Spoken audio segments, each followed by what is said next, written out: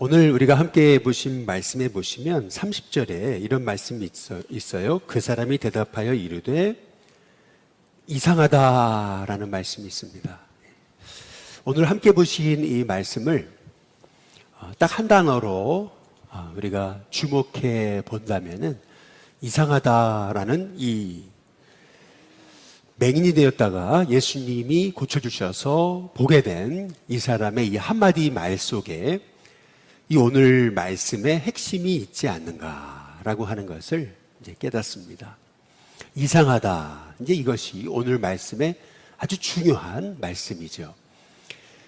왜냐하면은 한 사람이 날 때부터 맹인이었어요. 그런데 그 사람을 예수님이 침으로 진흙을 이겨가지고 그의 눈에 바르게 하시고 실로암 못에 가서 씻으라 그러셨더니 그 눈이 떠졌단 말이에요.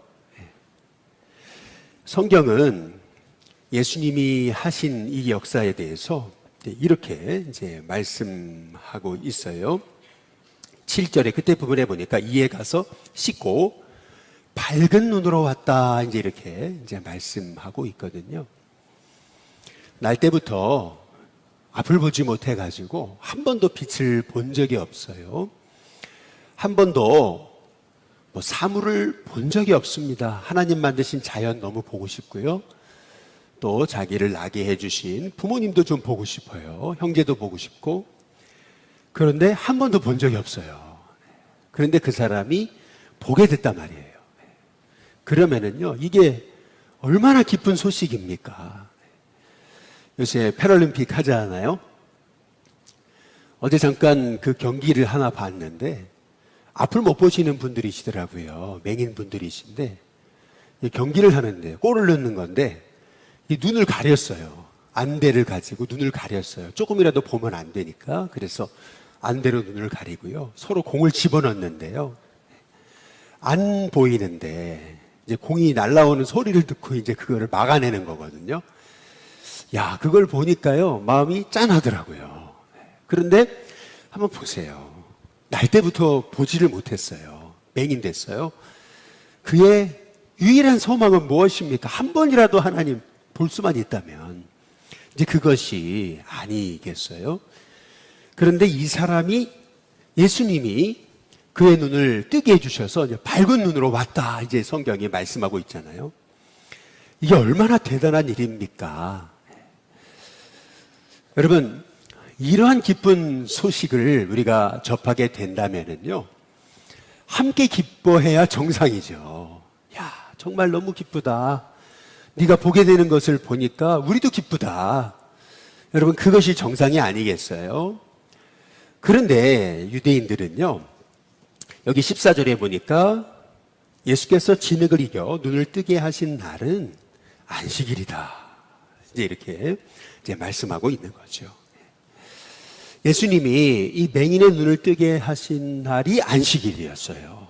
그러니까 예수님을 이제 죽이려고 이제 작정하고 달려드는 것을 이제 볼 수가 이제 있는 거죠. 이 광경을 보면서 이 맹인은 이상하다. 이제 그렇게 이제 말씀하고 있지 않아요? 정말 이상한 거죠. 왜냐하면은 아니, 이 맹인이 했던 말처럼 32절에 창세 이후로 맹인으로 난 자의 눈을 뜨게 하였다 함을 듣지 못하였으니, 그 창세 이후로 이런 경우는 보지 못했는데 만일 이런 일을 한 분이라면 33절 이 사람이 하나님께로부터 오지 아니었으면 아무 일도 할 수 없으리다. 이런 일을 하신 분이라면 하나님께로부터 오신 분이 아니겠냐. 이제 이렇게 이 맹인이 이제 얘기하고 있는 것을 우리가 볼 수 있는 것 아니겠어요? 그러니까 지금 이 맹인이 한마디로 30절에 이상하다라고 이 말한 이 표현을 통해서 우리가 알 수 있는 것은 한 사람이 날 때부터 보지 못하다가 예수님의 은혜로 고침받고 나왔습니다. 이제 그렇다면 야, 이 일이 어떻게 일어났는가? 혹 예수님이 안식일에 병을 고치셨다 하더라도 야, 이 일이 어떻게 일어났지? 창세 이후로 이런 적이 없는데 이 일이 어떻게 일어났지 한 번쯤은 물었어야 되는 거 아니겠어요? 아니라면 야, 이런 일을 행하는 저 사람은 누구일까? 한 번쯤은 묻고 들으려고 해야 되는 것이 아니겠느냐라고 하는 것을 볼 수가 있는 거죠. 그런데 이 맹인을 고쳐주신 이 놀라운 사건 앞에서요, 이 바리새인들 또 유대인들은요 전혀 하나님의 음성을 듣지를 못합니다. 17절에 이제 보니까 이렇게 말씀하세요. 이에 맹인되었던 자에게 다시 물어요. 그 사람이 내 눈을 뜨게 하였으니 너는 그를 어떤 사람이라 하느냐? 이제 그러잖아요. 그랬더니 맹인이 얘기해요. 한마디로 딱 잘라 말하잖아요. 선지자입니다. 한마디로 딱 잘라서 얘기하잖아요. 평생에 소원이 있다면 하나님 1분만이라도 보게 해주시옵소서. 근데 그게 그의 평생의 소원이었을 텐데 이제는 영원히 볼 수 있게 됐잖아요. 평생. 그러니 그분이 바로 그리스도다 고백할 수밖에 없는 거 이제 아니겠어요? 그러면 한 번이라도 야, 이 일이 어떻게 일어났는지 그리고 이 일을 하신 분은 누군지 물으려고 해야 되는데 그들은요 전혀 들으려고 이제 하지 않으니까 하나님의 음성을 듣지 못했던 것을 우리가 이제 보게 되는 것이죠. 스티브 잡스가 생전에 자주 가던 가게가 있다 그러죠. 자주 갔었는데 그 가게의 사장이 스티브 잡스의 실제 아버지였다 그러잖아요. 그런데 아들이 늘 그가 가게에 오고 갔는데도 아들인지 못 알아봤다. 이제 그런 얘기가 이제 있지 않습니까? 아들임을 알아봤더라면은요, 뭐 아무리 자신을 버린 아버지라고 하더라도 그래도 관계 회복을 일어날 수 있었고 또한 그 아버지 인생이 좀 달라지지 않았을까요? 그런데 코앞에 보고도 보지 못하는 거, 이제 그것은 안 들리기 때문이 아니고 못 듣는 것이죠. 우리는 오늘 말씀을 통해서 우리가 깨닫게 되는 것은 아무리 하나님의 역사와 기적이 있어도 보려고 하지 않으면 볼 수 없다. 들으려고 하지 않으면 들을 수 없다라고 하는 사실을 볼 수가 있는 거죠. 실은 오늘 말씀에서 날 때부터 맹인된 자는 여기 예수님이 고쳐주신 이 맹인이 아니고 실은 보지만 보지 못하는 이 바리새인들임을 우리가 오늘 말씀을 통해서 깨닫게 되는 것입니다. 그러면 어떻게 우리 인생이 밝은 눈이 될까? 그것은 우리가 하나님의 음성을 들으려고 해야 된다는 거죠. 하나님의 말씀 앞에서 내 생각을 내려놓고 그분의 뜻이 뭘까? 늘 들으려고 할 때 하나님 말씀이 들려질 뿐만 아니라 우리의 인생의 어두운 눈은 사라지고 우리 인생의 눈이 밝아지는 역사가 있게 되는 은혜가 있게 될 줄로 믿습니다. 또 두 번째 오늘 여기 말씀에서 여기 맹인이 이상하다 이렇게 얘기했던 또 하나의 사실은 중요한 한 가지 우리가 주목해 봐야 될 그런 말씀이 있습니다. 18절에 보시면은 유대인들이 그가 맹인으로 있다가 보게 된 것을 믿지 아니하고 이제 그렇잖아요. 빤히 그 사람이 맞는데 안 믿으려고 하니까 못 믿는 거죠. 믿지 아니하고 그 부모를 불러서 이제 말합니다. 19절 이는 너희 말에 맹인으로 났다는 너희 아들이냐 이제 이렇게 묻잖아요. 이 아들 네 아들 맞냐? 그러면 지금 어떻게 해서 보느냐 이제 이렇게 묻잖아요. 그런데 20절에 보니까 한번 20절 같이 읽어볼까요? 같이 읽습니다. 시작. 그 부모가 대답하여 이르되 이 사람이 우리 아들인 것과 맹인으로 난 것을 아나이다. 여기 잘 보시면 대답이 조금 뭔가가 조금 이상하잖아요. 그게 뭐냐면 이 사람이 우리 아들 맞습니다.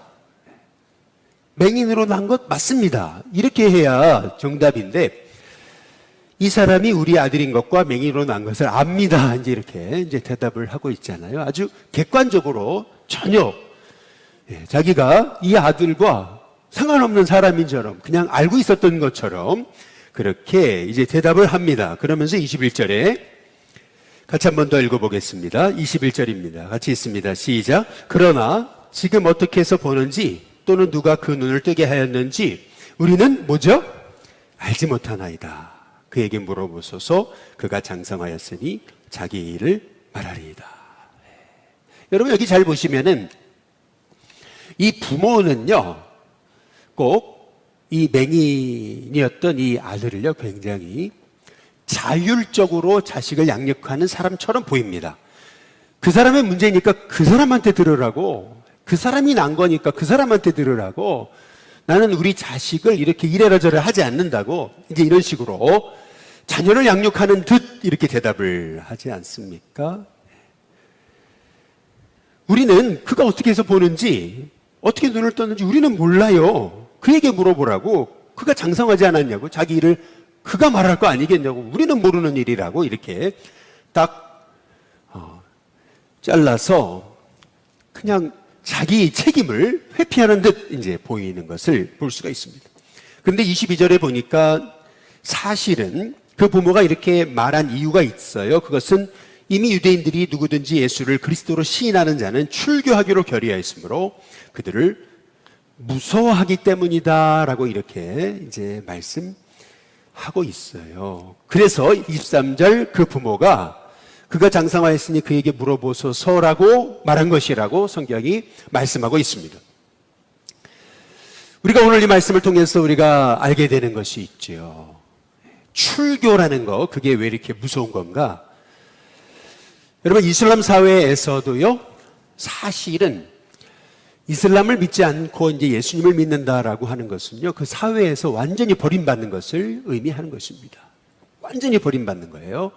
여기서 유대 사회에서 출교를 당한다는 것은 먼저 첫 번째로는 더 이상 성전에 들어갈 수 없다라고 하는 것을 의미하는 거고요. 두 번째는 법적 보호를 받을 수 없다. 어떤 어려움을 만났을 때 전혀 보호를 받지 못하는 인생이 된다. 그 다음에 세 번째, 출교를 당했다는 말은 단순히 그냥 너 예수 안 믿어도 돼, 이제 이런 의미가 아니고요. 출교를 당했다라고 하는 말은 이제 다른 사람과의 관계도 할 수 없는, 다시 말하면 이 출교라고 하는 것은 당시로서 한 인생에 대한 사망 선고인 거죠. 그러니까 이 부모는요, 예수님이 그리스도다, 그분이 우리 아들을 낳게 하신 것을 보니까 그분이야말로 하나님 보내신 분이 맞다. 여러분, 그렇게 얘기할 수가 없었던 거예요. 자기의 책임을 회피하고 있는 모습을 볼 수가 있죠. 그러면 24절에 보세요. 이에 그들이 맹인이었던 사람을 두 번째 또 부르잖아요. 그러면서 이제 묻잖아요. 어떻게 해서 이 일이 일어났냐? 그가 누구냐? 너는 어떤 일을 그 사람을 통해 겪었느냐? 당연히 이 맹인된 자는요, 자기가 체험한 거를 경험하면서 그분을 고백하게 되잖아요. 그러면서 그가 했던 일은 뭐예요? 33절 말씀처럼 이 사람이 하나님으로부터 오지 아니었으면 아무 일도 할 수 없었을 것입니다. 이 맹인은요, 그분이 그리스도다라는 것을 끊임없이 증거하고 있는 거 아니겠어요? 그러면 이 아들은 사실은 출교당하는 거거든요. 오늘 말씀을 통해서 우리는 만약에 우리가 진짜 부모라면은요, 이 아들 보호해 줘야죠. 부모로서 보호해 줄 책임이 있는 거 아니겠어요? 그렇다면 아들을 뒤로 물리치고 이 아들은 바로 그리스도 예수라고 하는 분을 통해 난 게 맞습니다 라고 해야 정상인데, 오히려 우리는 모르는 일이고 그가 장성하였으니 그에게 물어보고 그가 대답할 거고 우리는 상관없다, 이제 이렇게 책임을 회피하는 모습을 우리가 보게 되면서 사실은 이게 이상한 거죠. 여러분, 인생은요, 언제 아름다운 거냐면요, 내게 맡겨진 일에 대해서 책임을 감당할 때 인생은 아름다운 겁니다. 저 광주에 서구에 덕흥마을이라고 있어요. 거기에서 하마터면은 그 마을 한 1000명, 당시 한 1000명의 주민들이 다 정말 한순간에 죽임을 당할 뻔한 일이 있었습니다. 그 이유는 공군 훈련이 있었어요. 그런데 그 전투기가요, 이렇게 서로 부딪혀가지고 이제 추락하게 된 것입니다. 당연히 뭐 이제 날개 부분이나 이런데 이제 부딪히게 돼도 빠져나갈 수가 있잖아요. 순간 이제 딱 버튼을 눌러가지고 자기는 살 수가 있는 거거든요. 그때 이제 공군 중위였던 이상희라고 하는 중위가요, 이제 관제탑에 신호를 보내는 거예요. 아, 추락한다, 이제 탈출하겠다, 이제 이랬던 거죠. 얼마든지 탈출할 수 있었어요. 블랙박스를 보니까, 아, 추락합니다. 이제 제가 탈출하겠습니다. 이제 그랬던 거거든요. 탈출할 수 있었어요. 그런데 블랙박스 확인을 해보니까 그 다음 말이 뭐라 그러냐면, 아, 여기 마을이 보입니다. 그러면서 했던 그의 마지막 한마디 말이 굉장히 사람들의 마음을 움직인 거죠. 그게 뭐냐면 탈출 불가. 그 한마디를 남기고 그는 그냥 미나리밭에 아주 꼬꾸라져 가지고 결국에는 거기 사망합니다. 거기서 그냥 탈출했으면 살았어요. 그러나 탈출하는 대신에 그 헬기는 마을에 떨어졌던 거죠. 덕흥 마을이라고 하는 1000명의 마을 사람들에게 떨어졌던 거예요. 그 한복판에 떨어지게 됐던 거죠. 그러나 이 헬기가 그 마을 한복판에 떨어진다면은 그 얼마나 많은 사람 죽겠어요? 나라를 지키는 군인으로서 책임을 다하기 위해서 얼마든지 버튼 하나만 눌렀으면 탈출할 수 있었는데 탈출하지 않고 그는 끝까지 핸들을 잡고 핸들을 틀어가지고 미나리밭에 떨어져 그는 전사합니다. 당시 그의 나이가 23살이었습니다. 여러분, 한 사람이 자기 인생에 관한 책임을 질 때 여러분 그 인생을 향해서 참 복되다, 아름답다라고 말하고 있는 거죠. 부모로서 우리는 자식에 대한 책임을 지고 있는 거예요. 또 우리는 하나님의 사람으로 세상에 대한 책임을 지고 있습니다. 죽어가는 영혼을 향하여서 우리가 감당해야 될 책임, 우리는 모르는 일이고 저 사람한테 물어보고 저 사람이 알아서 믿든지 말든지 그건 그 사람의 영혼의 문제고, 아니 나는 상관없는 일이 아니냐. 이제 여러분, 이러한 그 모습은 오늘 말씀 30절에 이 맹인이 했던 것처럼 그 사람이 대답하여 이르되 이상하다라고 하는 이 말에 사실은 그 모습이 있게 되는 거죠. 하나님의 사람이 이 세상을 향하여서 중보하지 못하고 우리가 영혼 구원을 위해 힘쓰지 못하고 또한 부모로서 자식을 위해 기도하지 못하고 또한 우리의 다음 세대를 위해서 우리가 함께 기도하고 책임지지 않는다면 그것은 이상한 일이죠. 바라기는 저와 여러분의 인생 속에서 이 이상하다라고 하는 일이 우리의 삶 속에 반복되는 것이 아니라 우리의 삶이 이렇게 그는 분명 예수라는 분을 통해서 낫게 된 게 맞습니다. 내 아들 맞고요. 맹인으로 태어났습니다. 그분의 능력으로 태어났습니다. 그분이 누구신지 알아보십시오. 그분은 그리스도이십니다. 우리가 고백할 수 있는 하나님의 종들이 될 때 우리의 삶의 자리에서 많은 어두운 눈을 가졌던 사람들이 밝은 눈을 갖는 그런 역사가 있게 되는 은혜가 있게 될 줄로 믿습니다. 오늘도 저와 여러분의 인생 속에서 내가 감당해야 될 영적 책임, 복음의 책임, 죽어가는 영혼에 대한 책임이 무엇인지 우리가 깨닫고, 또한 당장 코앞에 하나님의 뜻이 있음에도 불구하고 듣지 않으려고 해서 듣지 못하는, 하나님의 뜻이 없는 것이 아니고 들으려고 하지 않으니까 듣지 못하는, 실은 우리가 맹인이 되는, 실은 우리가 어두운 눈을 가진 그러한 인생이 아니라 밝은 눈을 가진 하나님의 종으로서 오늘도 쓰임받는 저와 여러분이 다 될 수 있게 되시기를 주님의 이름으로 축복합니다.